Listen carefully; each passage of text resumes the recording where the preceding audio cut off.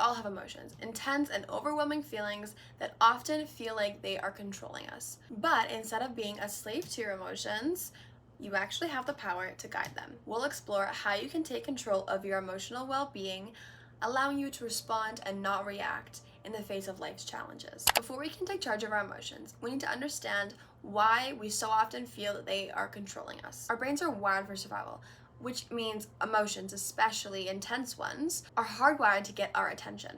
When something happens that triggers an emotional response, our brains are wired to automatically react to that situation to keep us safe. Our brains are designed to respond to emotional stress, like fight or flight, making it very easy to act impulsively. But just because we have an emotion does not mean we need to act on it. So how do we go from being reactive to more emotionally resilient? Let's go over some proven methods to help master your emotions. A powerful tool in mastering your emotions is labeling it. The simple act of identifying the emotion can distance yourself from the intensity of that feeling. Naming the emotions allows the brain to process and regulate them more effectively, thus reducing their power over you.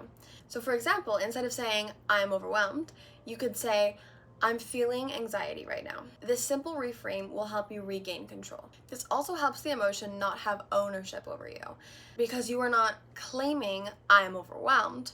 You are just saying that you are in a temporary state of anxiety. Fun fact, most emotions only last 90 seconds if you allow yourself to feel and release them. Research shows that emotional reactions tend to fade once we stop feeding them with thoughts. After 90 seconds, if you are continuing to feel this emotion, it's not your physiology that's driving it. It's your thoughts that are re-stimulating that chemical response. Giving yourself that 90 seconds will help you prevent those knee-jerk reactions in the future that you might regret. Mindfulness is a powerful tool when it comes to mastering your emotions. It helps you observe them without any judgment, creating space for more deliberate and thoughtful responses. You can practice mindfulness by simply just observing your thoughts without reaction. Ask yourself, what is happening inside of me right now? What am I feeling? Name that emotion. What's going on? You need to just simply acknowledge what's happening.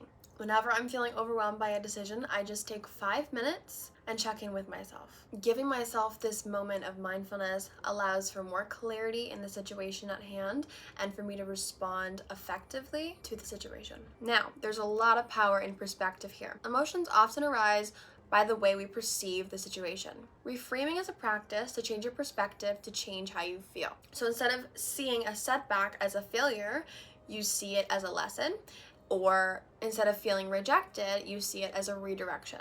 Perfectionism feeds negative emotions. The pressure to always be happy and always be right leads to emotional burnout. You need to allow yourself to experience all of life's emotions to their fullest extent and embrace imperfection, knowing it's all part of being a human. Now let's get one thing straight.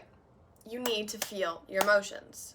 Mastering your emotions does not mean eliminating them. It means understanding them and knowing how to respond. By practicing these strategies like labeling your emotions, taking mindful pauses, reframing your perspective, and embracing imperfection, you can navigate life's emotional roller coaster with resilience. And that is the end of this video. If this resonated with you, please like, share, and comment down below what video you'd like to see. I'd love to hear how you guys are mastering your emotions in your own life.